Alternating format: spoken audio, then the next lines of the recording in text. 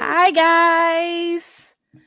Thank y'all so much for tuning in to this awesome International Women's Day panel. We're so excited to have you guys joining us. We have the beautiful Julie, the gorgeous Siobhan, the amazing Bunny in the house, and they're going to answer some amazing questions. And so, if you guys have any questions as we're broadcasting, feel free to leave them as well. But I guess first we can just kind of do introductions real quick. I'm Meg from Planners and Wine. I'll just kind of be the little moderator today for the ladies. Bunny, you want to go ahead and introduce yourself, even though obviously everybody knows who you are, but still. Yeah. Well, first of all, thank you so much for inviting me because it's always so fun to get to chat with you and other as well. So, but I am Bonnie, and I am the owner and founder of a company called Archer and Olive, and we make creative tools with an aim to help people improve their mental wellness kind of through creativity. Awesome. We love us some Archer and Olive. Siobhan, you want to go next? So I'm Siobhan Dixon from This Well Planned Life. I'm a lifestyle content creator. I make YouTube videos about planning and productivity, Instagram videos, sharing just basically things that I love, and also TikTok videos. I'm here to spread joy and laughter. Yes, and shameless plug, Siobhan's TikTok is absolutely everything. It's so hilarious. If you're not following her on TikTok, you need to. But we'll get back to that later. I live for the Amex TikToks. Oh my I do God. too. I do too. Yeah. Julie, you want to go ahead? Well, I'm Julie. Hello, everyone. I'm Julie of Julie's Plans. I love planning. I share planning videos, planning reels, and a little bit about me. I love cheese, and I do not like weird office talk. So let's not circle back. Let's not circle back. Let's not. Julie, we'll take this offline, Julie. We'll take this offline. I'll connect with you at the end of day. They all got me. We all know. We've all been there, and it's Oh, not yeah. fun. It's not. So I'm super happy that we could get this panel together so we can just talk about all things womanhood. I mean, in celebration of International Women's Day, Women's History Month, there is just so many things that go into being a woman. So let's just start with balance. What does work-life balance look like for each of you, and have you attained it, or are you still working towards it? Do you want me to go? Don't all talk at once. Go ahead, Julie. I know. We're all scared to answer Julie this. looked ready. Julie's Julie ready. looked like she Yeah. was ready. She did. So, in my new work life, I work in human resources, which I absolutely love. I feel like when you're in a role that you love, in a profession that you love, it is much easier to find that balance. There's just something about going to work and keeping work at work, and then keeping your family and side hustle life two separate worlds. And the more that you can do that, the more that you can provide your undivided attention to work, and then when you're home, you can provide that to your family, your children if you have children, your hobby or side hustle that you have.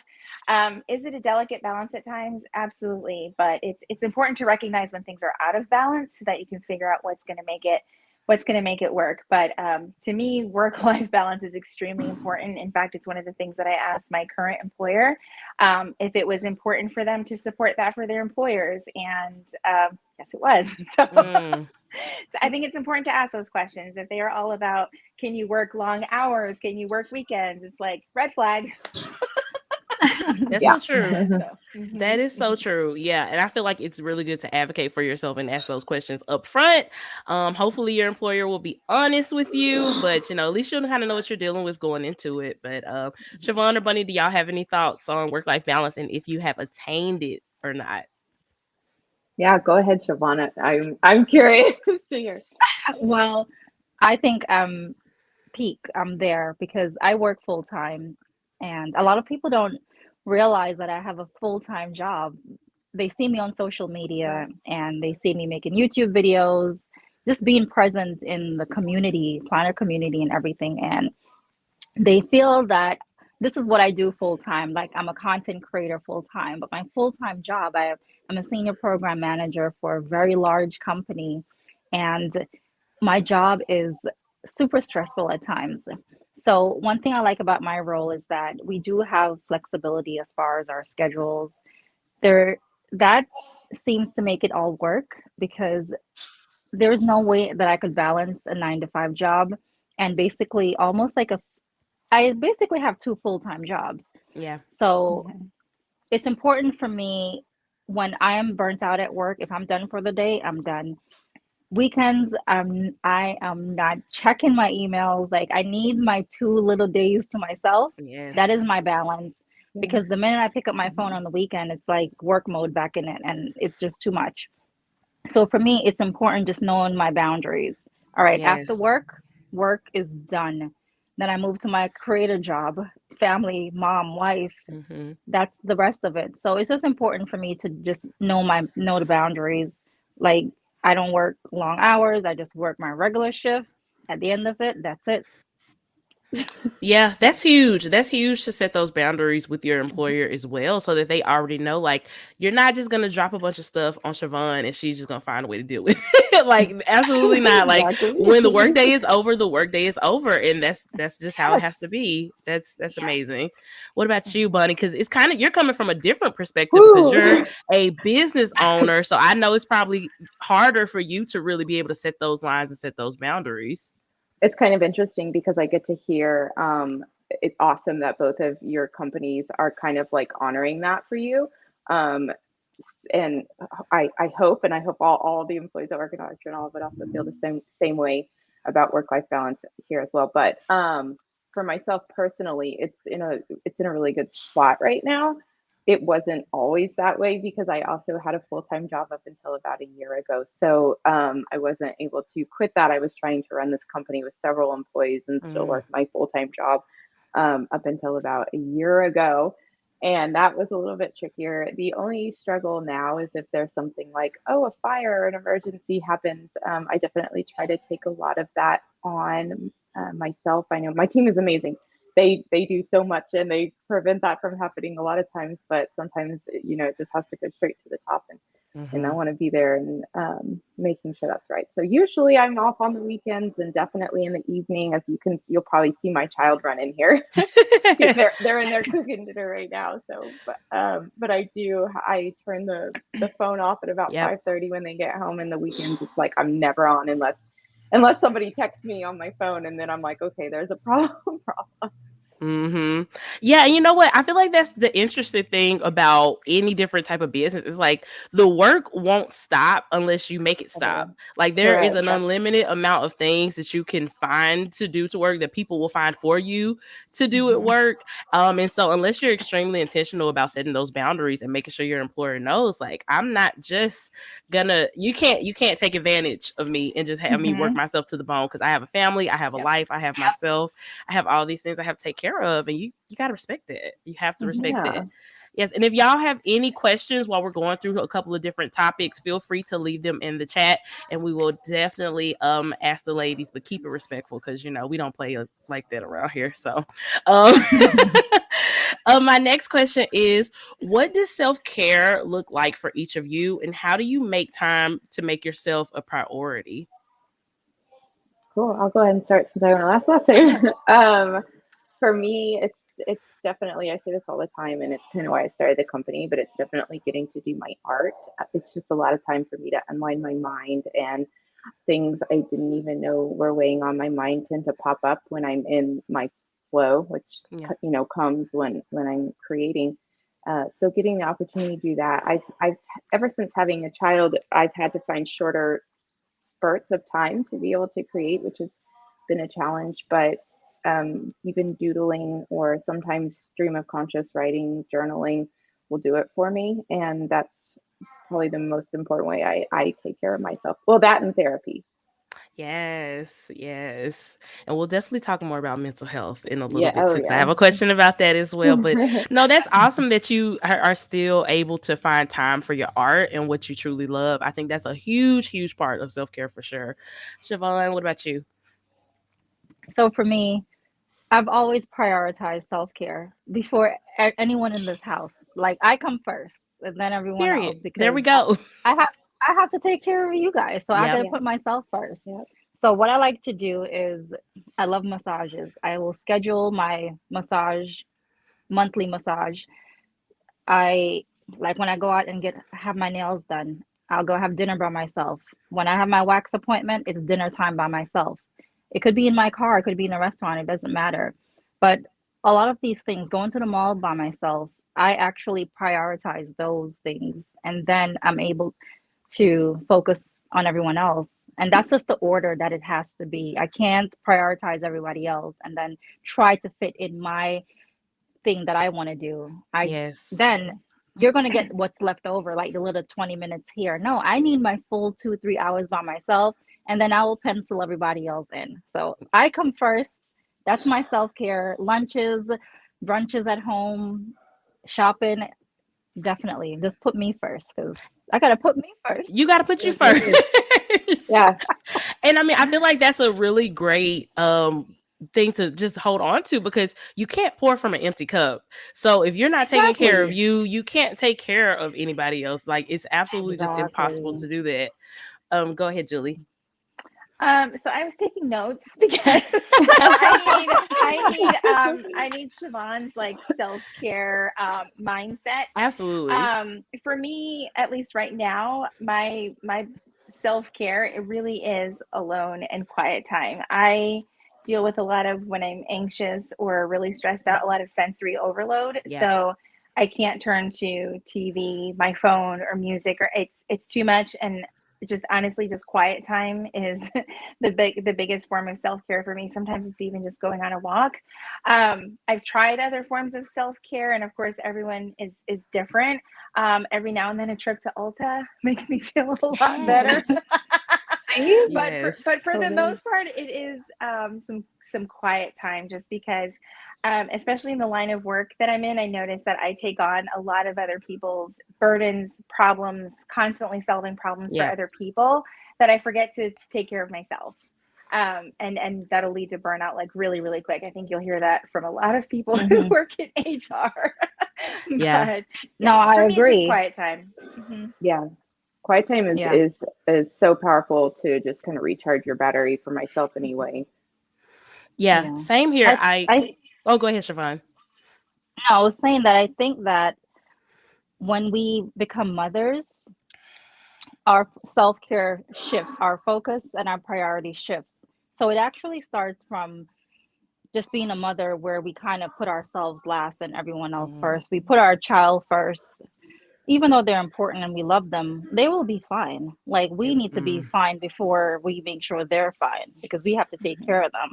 So it was when my kids are going to be 12 and 16 now. From they were probably like 3 or 4, I started prioritizing myself, making sure that I look good. I want to dress up. I want to shop for me. You can wear old clothes. Like you will be fine. I have to put, Yeah, so it's for like sure. once you realize that, you're like, wow, like I'm just taking care of everybody else and putting myself last. So this is something that I've been doing for years. This is why it just comes so natural to me. Yeah, definitely take some practice and to really practice prioritizing yourself. And I'm thinking of another thing because we were just on planes. You know how on the plane they say when the masks fall down, you need to put your mask on yourself before you help the person. And so you have to apply that to other areas in your life. You have to, because how are you going to be happy if you're always coming last? You're just not going to be happy. I don't think there's anybody on the planet who puts themselves last intentionally and is happy. Like it's just not going to work out that way. We got a few. Yeah, it does show. Yep. It does. We have a few questions in the chat. I can't click on them. Nicola, can you click on the questions in the chat? There's one where she asks, what are new books you all are reading? Is anybody reading any new books? Burnout is one that talks on that speaks to that topic. Really? Okay. It's really good. It kind of talks especially about anxiety and doing it all, and obviously balances some, it's something you have to work towards, and it's always going to be off, and you're always, trying to get it there. That book is a really good one that's helped me. Okay. I have I had it on my desk, but the Energy Bus, it's a really good book, especially if it basically relates to if you're in like a leadership role, but I feel like we're leadership in our lives as well, not just in a work setting, leadership in your life. And it Yes. just talks about our perspective. This is not a new book. I read it maybe a year or two ago. I picked it up off of my desk last week to reread it because I want to get back some of those ideas and those quotes in my head. So it's all about your perspective and Yeah. how you view things. You can have like a really bad day, but changing your perspective will make a world of difference. And it's Mhm. about how you prioritize your energy in life. That's why it's called the energy bus. This guy, he was having like the worst luck, and he turned his entire life around just by changing his mindset. Wow. It's a really good book. I recommend it to everyone. It's called The Energy Bus. That's amazing. Thank you. Amazing. The Yeah. next question we have for Siobhan, they asked, do you have a specific routine or schedule that you use for managing work, home life, content creating, or self-care? Yeah, so if I have deadlines for videos to make, my daughter gets up at 6:30 between the hours of 7:15 when her bus comes to 8 o'clock. Before I start work, I can get a little bit of creating during that time. If I don't get that creating during that time, if I'm not done, if it's content for like a brand or something, I do it as soon as I close my laptop, have a drink, relax. If I need to change clothes, do whatever, I do that from the around 5, 6 o'clock all the way to the sun goes down Mm, because of lighting. I try to make sure that I do all of my work for my content creation live during the week. So on the weekends, I can have that time with my family. mm, So it's kind of really important to make sure we have time for our spouse and our kids right, during the week. I kind of basically work double jobs, morning to night and then afternoon to night. And then on the weekends, it's just family time and right. just fun stuff. I don't want to do any content creation work on the weekend because I feel like I work enough during the week. I want 2 days off for myself. Yeah, yeah. Totally. That's important. That's really, really important. Myra has a question. Shout out to Myra, my co-host. She's always coming through and asking the good questions. She said, how do you stress to your family that your self-care is a priority, especially when you are the go-to Mm, person in your household? I think this is a great question. great one. Okay, I'll Julie? start. It's Yeah, right. okay, Okay, go go ahead, on. Money. Okay, sorry. For us, because that was actually a struggle. We just had to talk about it a lot in therapy. It Mm, really was hard. Well, we flip flop roles or flip flops what might be considered like traditional roles now, where I'm the one working and he's at home all the time. So communicating what the expectations were for the other partner, when things started to shift, and it's definitely something that we continue to talk about all the time. yeah. Yeah, but I think that open and honest communication is the only way to do it. Otherwise, you're going to have that Yeah. built up resentment. Yes, absolutely. Just like you Yeah. advocate for yourself at work, you have to advocate for yourself at Yeah. home too. And you tell your partner when something isn't working for you, when it's not going well, even if you have to do it in, like you said, like a therapy type of Totally. setting, maybe a safer space to have that conversation, but you got to have it to make sure you're happy. Absolutely. Does anybody else want to chime in on that question? I was Um, just going to say, I agree about the communication part. I think it's important to remember that your family and your partner can't read your mind. Mhm. So a lot of times, it's just you want to assume that they know that you need a moment or that you need a break, or it'd be nice if you could, mhm. take a relaxing bubble bath, but they don't know that because you're not saying anything, and maybe Yeah. they can't pick up on your cues Yeah. that you're really stressed out because what they see is that you're carrying it all and you're doing Mhm. a great job, but inside you're like, I'm dying. So you kind of need to say, Absolutely. hey, I need a break, or it's time for you to Yep. tap in. I need a moment, or let them know, what, I'm just going to get to that other stuff later. I need a break. I need a breather. It's going to be fine. Those chores, those things, they'll all still be there, and they're going to start again the very next day. So I think it's just important to give yourself a little grace and communicate those things, Yes. and also not be upset if your family members also can't get done what you're doing, because they may not even know how you want it done. That's a whole nother I mean, that's why I don't load the dishwasher, because I don't do it right apparently. So I just let them do it. Right? Oh yeah. So, but that's really crucial, Julie, for sure. Like, you just have to keep those lines of communication as open as possible. One of the learning curves I can say what I had with my marriage, like being like a newlywed a few years ago, was learning that my husband could not read my mind and I could not expect him to. And it was such a waste of energy to get upset all the time about that. Like, why don't you know what I feel? Why don't you know what I want? You're supposed to be my husband. Insane. For Yes. sure. I Uh, definitely agree with that. yes. Okay, we have a question for Julie. It was, how have you built a strong relationship with your husband and your children? Okay, so this is weird. Okay, I just said your partner and all that can't read your mind, but I think that like my husband really is my best friend, right? I mean, we have a really strong relationship where we call each other out on each other's crap. Like if we know that we're just like, yeah, like we just tell it to each other pretty straight. And we have a really good understanding of one another. And we're big on communicating. Like we don't like this or we don't like that, or that's really great. Thank you for this. You know, it's remembering to express the emotions, both good and bad. So just like you need work-life balance, you need like balance in how you communicate with your partner and your Yep. family. The same for my children. I'm a little bit closer to my daughter than my son, but it's my son's closer to my husband than he is to me. It's just the dynamic of our family. Like my daughter truly is my best friend. It's also her birthday today. Oh, happy birthday, Julie's daughter. But it's also understanding that like the dynamic, like setting expectations is really what it comes down to, right? Like I don't expect my marriage to look like someone else's marriage on social media. Like my marriage is special to me, and between me and my husband, just like my relationship with my children is not going to look like someone else's relationship on social media. So it's just really that, just understanding what works for you and your family, and that's how we have our strong relationship. Also, we're a military family, so we've been through a lot of crap, so Yeah. there's that. Yeah. Definitely. I think it's important for people to remember that everybody's family dynamics are different, and don't feel a certain type of way because of your family dynamics might not be the same as somebody else's. Or if you're wanting to get that closer relationship with your kids or with your spouse, like it's definitely something that you can work towards, but don't use somebody else's family as the standard that you want to strive to get to, because it's never going to be the same. You're never going to be able to replicate somebody else's special relationship, but you can build your own special relationship that is unique and special to you guys. So yeah, I can definitely understand that.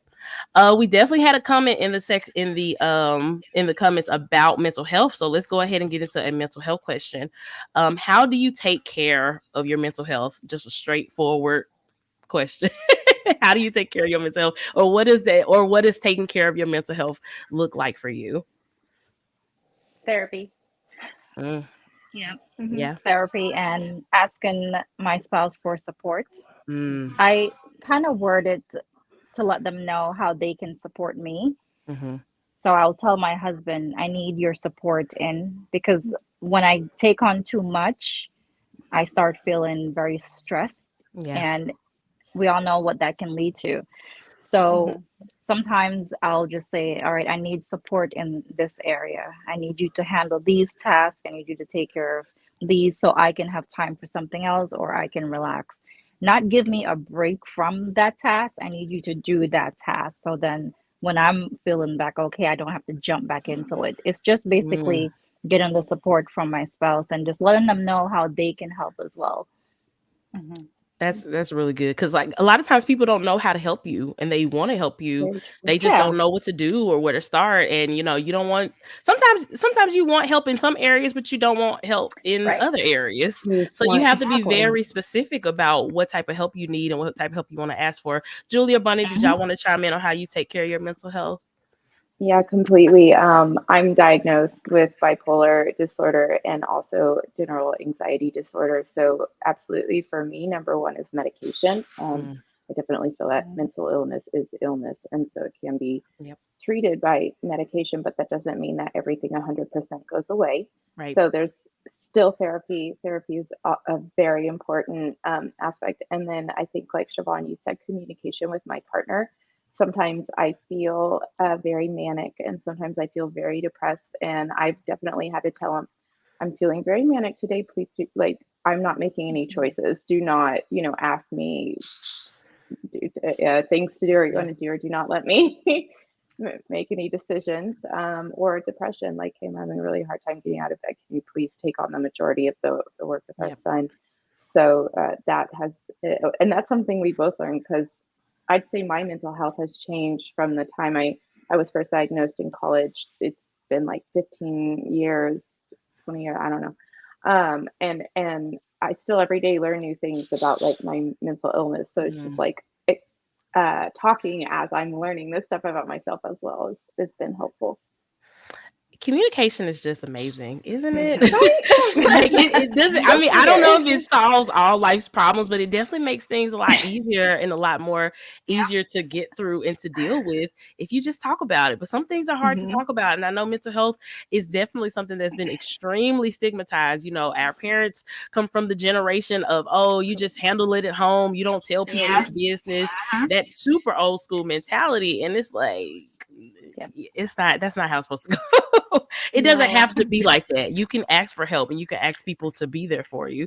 What about you, Julie? I think going back to like the communication part, it's, like I said therapy earlier, and if that's not an option for you or you're not exploring that option right now, you can always find a person that you can trust, that when you share your struggles or whatever it is that you're dealing with in that moment, that that they're going to hear you and not turn it around and center themselves in the situation, that you really just need someone to hear you. Because for me, for my specific situation, that's what I needed, because I do have anxiety, and sometimes for me, it's almost like word vomiting. I just need someone to hear me, because as I hold it in, it almost becomes painful, right? And I found those people that I could say, I need a moment, I'm dealing with something, I just need to be heard. And that, for me, that was like almost instant, where I felt like a sense of calm. But then I also, like Bonnie, I also turned to medication. It took me a long time to get there, because I also raised by a parent where that sort of thing that came with stigma and shame, and why do you need that, and seeing the right professionals, they were like, this is actually very, very helpful, and there is no shame in it. And when I got there, the balance that I was able to find was truly just, it changed my life. It really, really did. That's awesome. I think having people to really, well, here's the thing. I think people are just so quick to want to empathize with you when they hear some problems that you're having, and they don't want you to feel alone. They don't realize that they are centering themselves, and that sometimes you just want to focus on your problems and not anybody else's. And it's okay to do that. Like self-care is selfish, and it's supposed to be selfish, because you're taking care of yourself. It's so easy when someone is in that moment and talking to you to just want to say, oh, I know exactly how you feel when this happened to me, and then you're like, that's not what I that's not right at all. But it's okay to, and it's healthy to communicate that, especially if it's somebody that you have that relationship with, to say, hey, I love you. I thank you for trying to help me, but this is just not what I need right now. Learning how to, put on our adult pants and have those tough conversations. It's something that is just a work in progress for all of us. We have another question from the lovely Vienna Ortiz. Hey, girl. She said, question for anyone. Hey, ladies, I try to get my self-care in, but lately I've noticed my hubby needs his self-care more. Do any of your hubbies practice self-care? Yes. Okay, Mine Siobhan, does. go ahead. What does his self-care look like? Fishing. Okay. And fishing and riding his bike. So sometimes we have to, if our self-care schedule is like bumping heads, I'm like, okay, you can fish later, but let me do what I have to do first. So it's all about just working it out with each other. Especially during the summertime, I like to go out early in the morning. He likes to go fishing at that time. Well, maybe you can go during the sunset, catch the sunset. It's just basically communicating.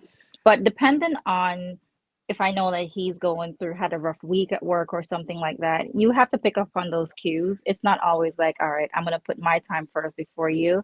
You had a rough week. Take your time. I'll tough it out at home and, put myself take my self-care time another time. But it's basically just communicate. And if you want to plan something, plan ahead. Make sure your schedules are aligned. If you have younger kids that you have to make sure there's someone to look after, Right. you need to plan it with your spouse. So you're both not trying to leave the house to go do your own thing and no one's there to watch the kids. So just letting them know, and just kind of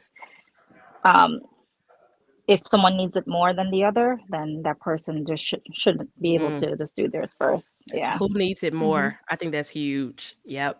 I think that's Mhm. huge. Bonnie or Julie, did y'all have anything to say about if your hubbies practice self-care and how do y'all navigate that? Mine definitely does, and I think it just comes down to compromise. I mean, my self-care isn't any more important than his, and like Siobhan said, it's just important to pick up on those cues.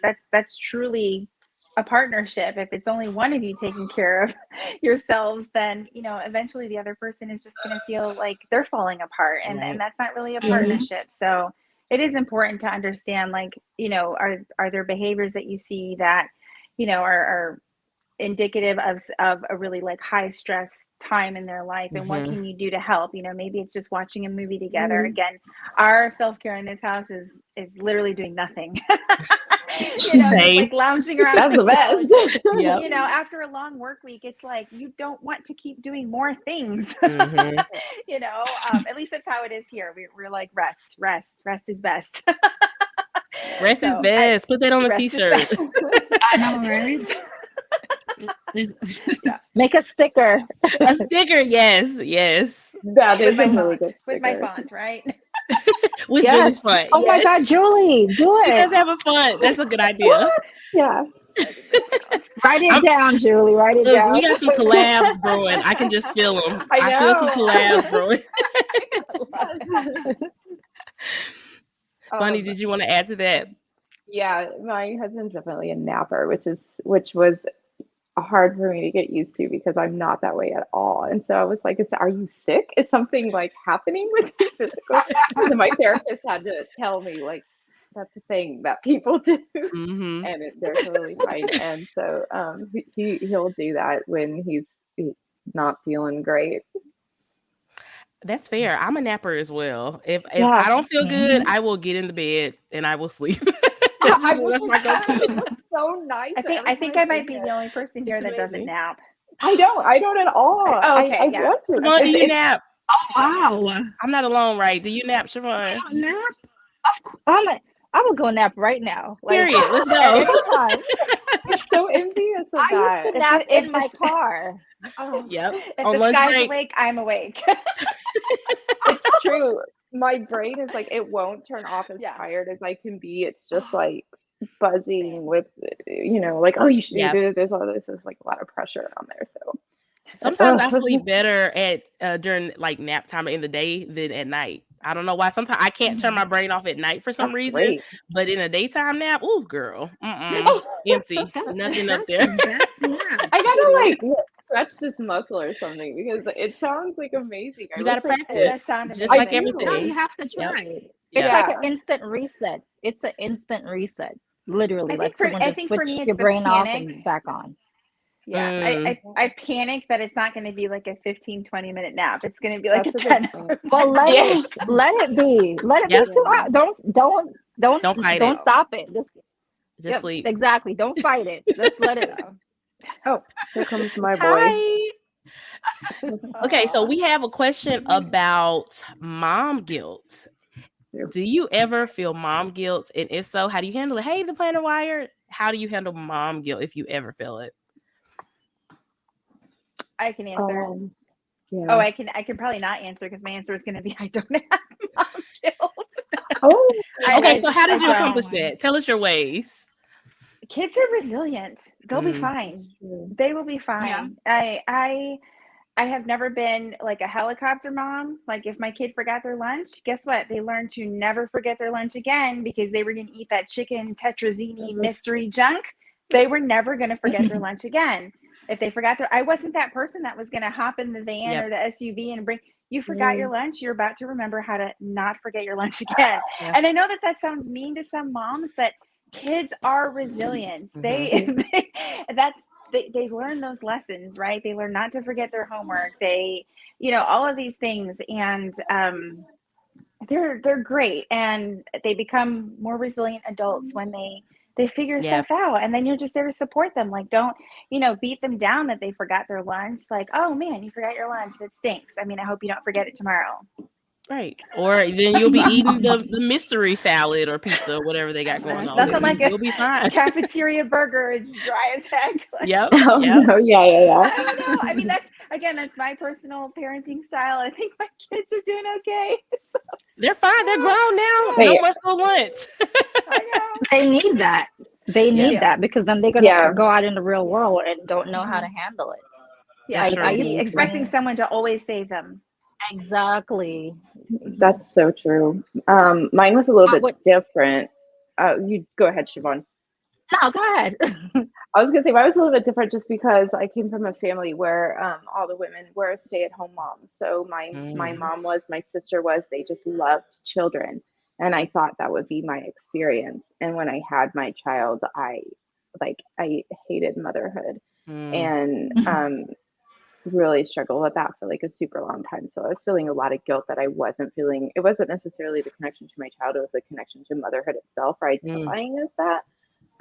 So I struggled with that for about 2-3 years. And I feel like the answer is always going to come back to therapy and journaling for me. And honestly, like a lot of creating and spending time thinking on it and reflecting on it made me finally realize like there's different ways to be a mom. That doesn't have to be 100% of your identity. You can still be a Yes. great mom and that's not like your whole life. So Yeah, that's really important to say because I feel like there is just this idea that the second that you have your child, you just have this insane, bond with them, which isn't always the case for everybody right away. And that's okay too. People need to talk about that too. And there is, a lot of people kind of present this image that you're supposed to want to give your whole entire life and identity to your child, and when you don't want that, you kind of feel inadequate a little bit, and that kind of is mom guilt too, right? That you're not connected to motherhood the way everybody told you would, or like the movies show it. But that's just, everybody has their own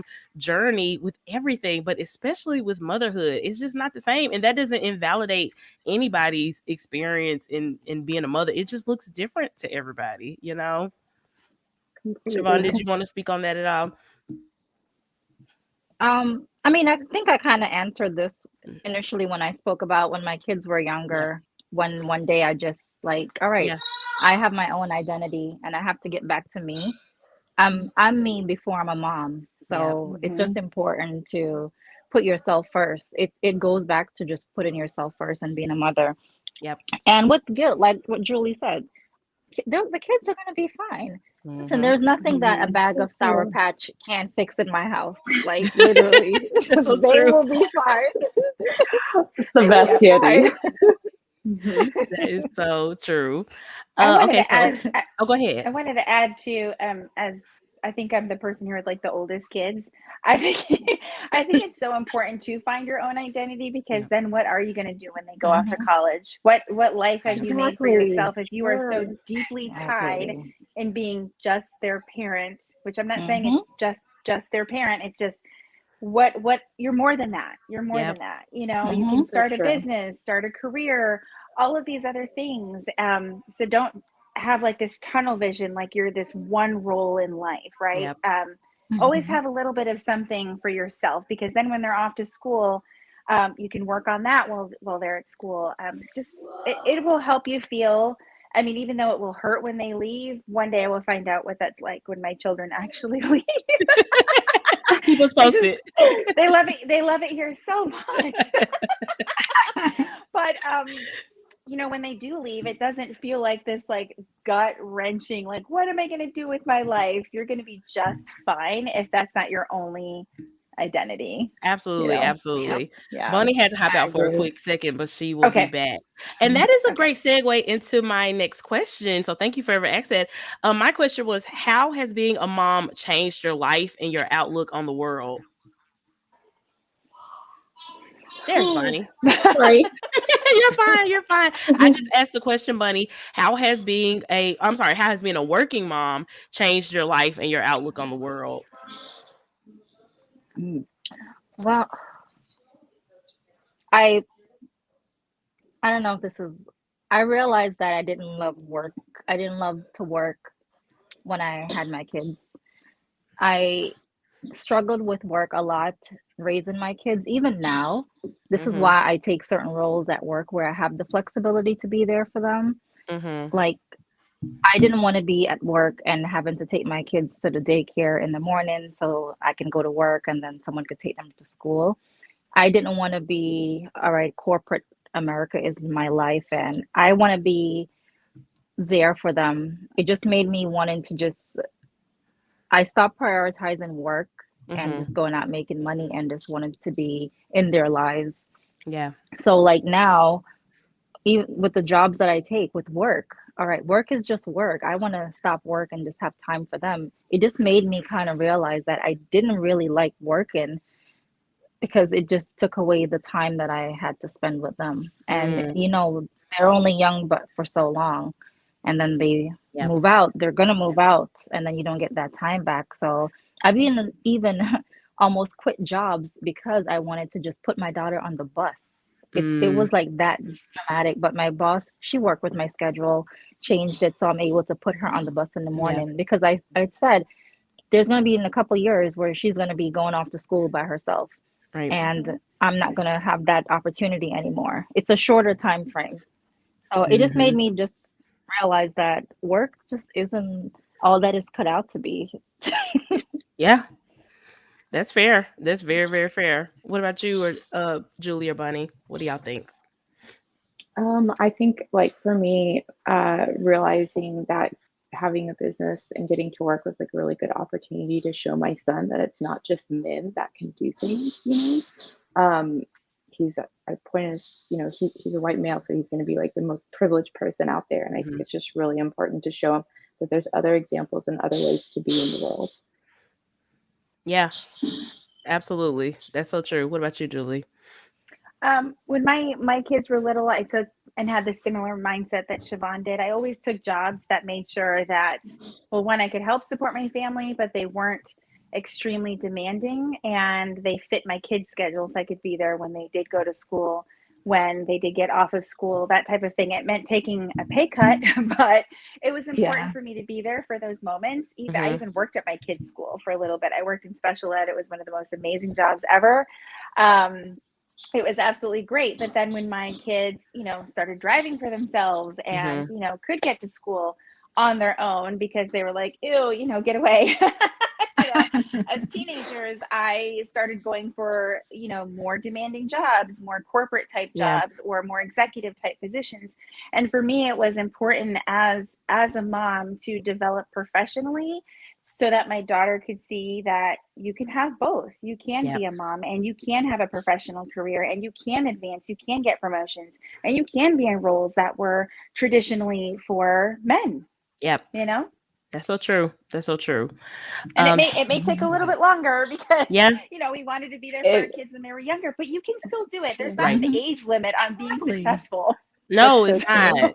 Or starting over, going back to Exactly. school, starting a new career. Like there's not an age limit Exactly. on any of that stuff. That's so true. Yeah. Haley asked a great question in the chat. She said, "What is your experience of being a woman in the workplace? Have you ever experienced discrimination at work or even from family and friends?" Ooh. Mm. Don't everybody talk That's about a tough one. I know we all That's a tough got one. something. We all So have a much. story for It's sure. I it's know. because it's a lot. It's because Yeah. it's a lot. I'm just trying to Yeah. narrow it down to Yeah. what example I'm going to share. It's not. That's real. That's Yeah, real. I I'll mean, share yeah. it in so I've definitely experienced it in the workplace when I had my full-time job before I started my business, but now I'm a business owner. I've joined this community of other business owners and no surprise it's like 17% women. Mm, And what is shocking to me is still the amount of like sexism in there. People asking you out and you think they're there to have a conversation with you and it's people asking you out and mm, it's just incredibly unprofessional and wild to see. I didn't think stuff like that was still a thing, but it's so out there. Yeah, and I've heard recently like horror stories of like women being on LinkedIn and men sliding into their DMs and them thinking it's a job opportunity and it's a man asking them out on a date or trying to get their phone number or something like that. And it's just like this is supposed to be a professional platform. Like there's a reason why your marital status is not on LinkedIn because it's not for that. It's maybe it needs to be. I don't know. Oh my gosh. Yeah. It's a So my lot. last role before I became a program manager, I worked in a I was the only female supervisor. Mm, Everyone else is male. Even my employees. It was one of those things where you snuck into like the boys' locker room and your mind is just crazy because of yeah. just all the talks and everything.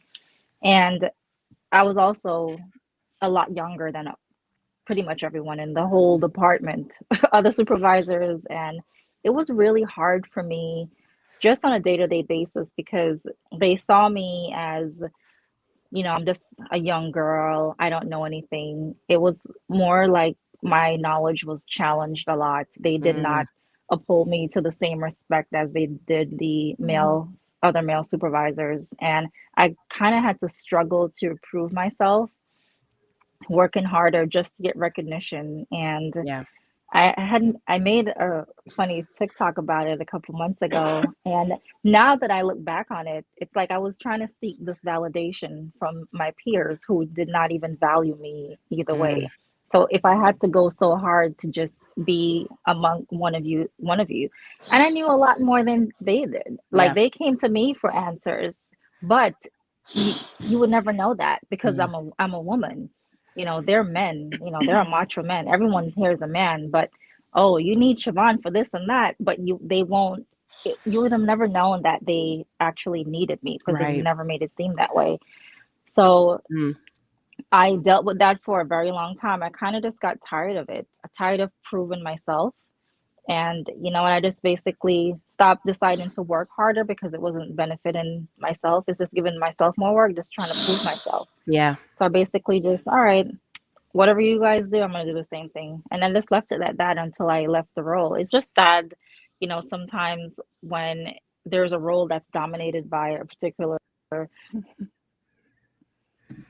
Uh-oh. Oh no. Why is Oh, my daughter there calling you go. me in the house? She Oh, FaceTime me and it went out. it's okay, Siobhan. No. I want to yell, but I'm in my ear. But it's just that was my experience, is just being in the Yeah. workforce with just primarily men. It was really a rough time. But I'm in Yeah. a better role now. There's more females than male. It's a little bit different. That's amazing. Mhm. And I feel like that's just things that a lot of people, men in particular, just don't think about. They don't think about how lonely or isolating it would be to be the only woman in a male dominated Mhm. space or to be the only minority in a white dominated space. Like people don't really Mhm. think about that because it doesn't apply to them, but it's Mhm. inherent that everybody kind of takes that on and knows like, okay, this person is probably not super comfortable in this situation. What can I do without being weird to make them more comfortable? You know what I'm saying? To really prioritize them and their needs. Yeah, absolutely. Did you have something you want to add, Julie? Yeah, a lot of my experience, like being, discriminated as a woman, was in the military. Hmm. Some I don't know if a lot of people know this, but I was actually a mechanic when I was in the military. Oh wow, Um, I did not yes, know that, and I know you yes. very well. Uh, I was actually a generator mechanic, so it was kind of like two fields in one. I was an electrician and a mechanic, Wow. and my field was very, very, very much dominated by males, and it Hmm. was always just shocking. And even still to this day, in fact, today at work, I was fixing something, and, and they were like, "Oh, how did you know that?" And I was like, "I used to be a mechanic," and they were like, "What?" I was like, But yeah, women do "We do this. exist. We do exist." Yeah. So, That's awesome. but that's a lot for a huge part of the military. There are definitely some jobs out there, like in the medical field, that Yeah. are more heavily dominated by females. But in the military, there are a lot of specific jobs that even females aren't allowed to do for Right. the most ridiculous reasons. But it was my a lot of my experience was with the military, unfortunately. Yeah, that makes sense. That definitely makes sense. Siobhan, I'm so glad you're back because this next question, I feel like you, especially you and Julie, y'all are really experts. We were kind of talking about this before we got started, so this is perfect. Earlier in the chat, the Diva Diaries, she had asked, how do you handle the haters online when you are creating content?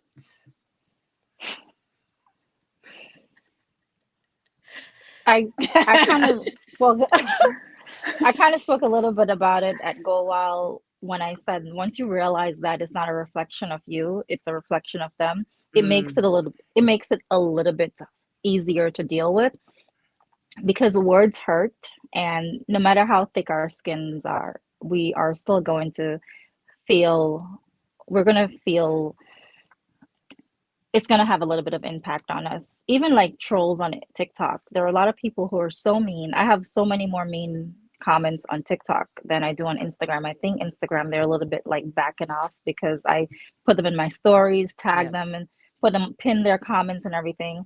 They're just ruthless on TikTok. And even though these are strangers, they don't even have a profile picture. They're just people hiding behind accounts. It does hurt the things that they say. But then I'm like, oh, this is not it. You don't even know me. This is not me. And I just look at, all right, you're just one person. I have a whole group of other people who do like what I do, and I know my content is valuable. So once you know that what you're doing is valuable to someone, that alone is going to keep pushing you to move forward.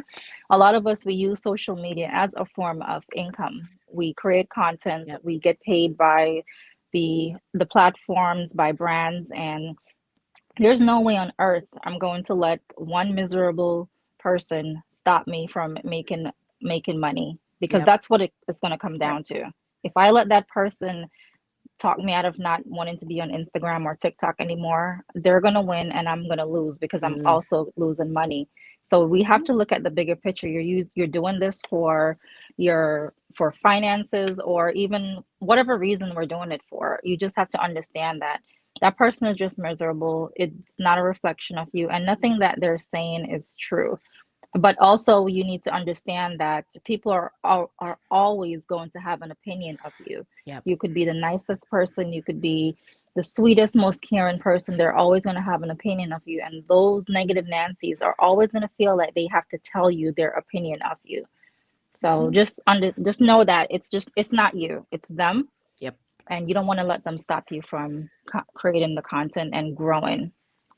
That's so true. That's so true. Julie, what you think? I think Siobhan and I get like the most ridiculous amounts of comments and DMs. Me, they mainly live in my DMs, and what I've come to realize is all they're wanting is a reaction from you, right? They want your time and attention, and 99.9% of the time they are not deserving of it. They really just want you to react to their ridiculous comment or message so that they can screenshot it and take it back somewhere. Maybe I know this from experience. I'm not sure. But it's just, again, I agree that they are, just completely miserable. If that's what, if that's what excites them. Right. to someone's DM to be a troll, I'm just like, bless your heart. Get another hobby, please. Just find I mean, I have suggestions. something. I'll send you stickers. I don't know. They need to find something to do. Club, Knitting. That's a good one. That's a good one. What about you, Bunny? Because I know, obviously, being a business owner, I know you get negativity as well. What do you think about that? What sucks for me is you have to read through it for me as a business owner, because I want to pick out the valid criticism in there. And try to do better. And so that really sucks, because there's a lot of for example, I think I've heard this a bunch. I come across as disingenuine, which that one's really hard for me to take. But then you really do. You have to come back and take it to yourself, and you have to really sit with that and be like, why am I, what is it that I'm doing that's coming across that way? Am I disingenuous? Am I like, anyway. So I now fortunately have a lovely team that helps me filter through and give me the valid criticism versus Yes. the ones that are obviously out there trolling, and so that helps a ton. Thank you so much, team. Thank you so much.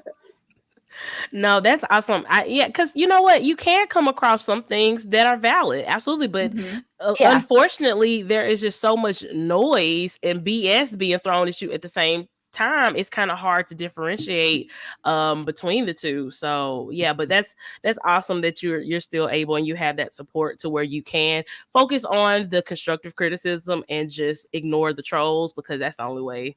Ignore them or troll them back like Siobhan and Julie do. Those are the only two ways to deal with Exactly. them. That's the best way. And Yep. sometimes I feel like a lot of them need help. Mm-hmm. I had one really weird DM the other day. It's a girl explaining to me why she was going to unfollow me, and then decided not to unfollow me because she realized that it's her own insecurities Wow. that was causing her to think the way she did. I guess she was complaining that she went to college and she had a degree and all these things, and here I am showing luxury stuff. And Yeah. I guess she felt that maybe she couldn't afford it or whatever her Right. reasoning is, but she basically sent me a paragraph explaining to me why she was going to unfollow me, then realized that it's her own insecurities and her own Wow. faults. And I was actually shocked. And I feel that that's maybe like the reason behind a lot of these hateful comments is people Mhm. that they feel they want to be where you are, but they're not. And it's often sometimes comes off as jealousy. So they just kind of lash out at you. Mm. And so I like to read them now. Me and my sister laugh at it. My sister has a TikTok and oh my God, they're all in her comments. It's ridiculous. We have little powwows and laugh at these. And oh my Yeah. God, I'm going to make a video about that. I just kind of turn it around because Right. You it's make so much. content out of it. Yeah. And it's Yes, it is hilarious. so much. Yes, it's so much. Yeah, I Yeah. think it does come down to people's own jealousy and insecurities. And Hmm. I mean, it's great that she was able to have that moment of reflection and realize, okay, maybe it's Mhm. not me, maybe it's maybe it's not you, maybe it is me. But also I feel like that's why it's important. Like, don't follow people online that are gonna make you feel bad and bring out that side Exactly. of you. Just do not follow Yep. them. You don't have to do that. Right. Yep. Yeah. Guys, this has been such a wonderful conversation. All three of you ladies are so amazing, so inspiring. Thank you for everybody who's in the chat who asked some really, really amazing and respectful questions. We appreciate y'all so, so much. And thank you all for joining us. Do y'all want to just go around real quick and tell everybody where they can find you? Sure. Julie at Julie's Plans, pretty much everywhere. Julie's Plans Yes. on YouTube, Instagram, Pinterest. I forget where else I'm at. TikTok. That's right. Yep, there we go. TikTok. So I'm I Bonnie. am Oh, go, Siobhan. This Well Planned Life on pretty much all of the platforms, except for Twitter because my name was too long to be my Oh man. handle. Oh, I know. It still hurts. We're gonna have to get a change.org petition for you to get This Well Planned Life on Yes. Twitter, because I don't like this. if Instagram can make changes every other day, so Yep. can Twitter. Exactly. So can Like, Twitter. come on, Twitter. Yep, absolutely. Go ahead, Bunny. So I'm Bonnie, but you can find me at archerandolive.com. Same with the Pinterest and YouTube, but our TikTok is really dead, so we need to get some more content up on Yes. there. Thank you guys so much for joining us, and everybody have a great night. Thanks for Thank having you, us. everyone. Yeah, thank you. Bye.